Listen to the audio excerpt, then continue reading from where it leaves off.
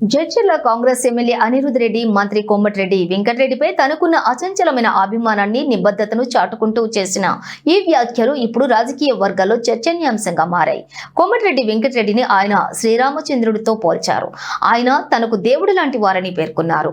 ఆయన బావిలో దూకమన్నా నేను దూకడానికి సిద్ధం అని చెబుతూ తన విధేయతను ప్రకటించారు. కోమటిరెడ్డిపై సోషల్ మీడియాలో లేదా ఇతర మాధ్యమాల్లో జరుగుతున్న దుష్ప్రచారం తనను తీవ్రంగా కలిచివేసిందని, ఆ బాధతో గత 3 రోజులుగా అన్నం కూడా తినటం లేదని అనిరుద్ రెడ్డి ఆవేదన వ్యక్తం చేశారు. ప్రస్తుతం జరుగుతున్న వివాదాలు లేదా ప్రచారాలపై విచారణ జరుగుతోందని, త్వరలోనే అసలు విషయాలు బయటకు వస్తాయని ఆయన ధీమా వ్యక్తం చేశారు.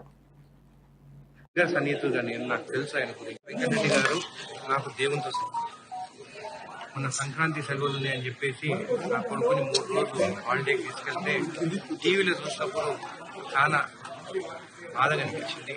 వెంకన్న నేను విషయం చేసి చంపానని చెప్పడం ఇంకా బాధగా అనిపించింది. వెంకన్న ఒక తెలంగాణకి బ్రాండ్ కోమటిరెడ్డి వెంకన్న ఇలాంటి వాక్యాలు మీరు చెప్పినందుకు చాలా బాధపడ్డాను.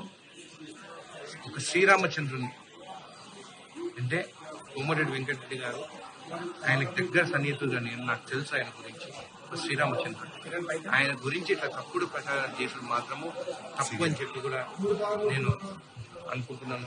అదే కాకుండా ఎన్టీవీ వాళ్ళు కూడా, అంటే అది తెలిసి జరిగిందో తెలియక జరిగిందో చౌదరి గారు కూడా నాకు బాగా తెలుసు. అయితే ఎట్లా జరిగిందో కూడా తెలియదు. సరే, ఎంక్వైరీ జరుగుతుంది. ఎంక్వైరీ జరిగినప్పుడు మనకు కొన్ని నిజాలు తెలుస్తాయి.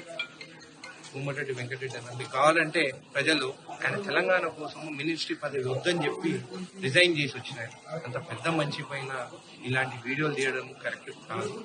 ఒకటే మాటలు చెప్తున్నాను, కోమటిరెడ్డి వెంకన్న ఈరోజు వెంకటరెడ్డి గారు నాకు దేవునితో సమానం.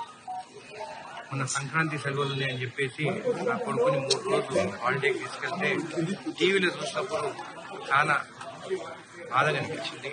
వెంకన్న నేను విషయం చేసి చంపానని చెప్పడం ఇంకా బాధగా అనిపించింది. వెంకన్న ఒక తెలంగాణకి బ్రాండ్ కోమటిరెడ్డి వెంకన్న ఇలాంటి వాక్యాలు మీరు చెప్పినందుకు చాలా బాధపడ్డాను.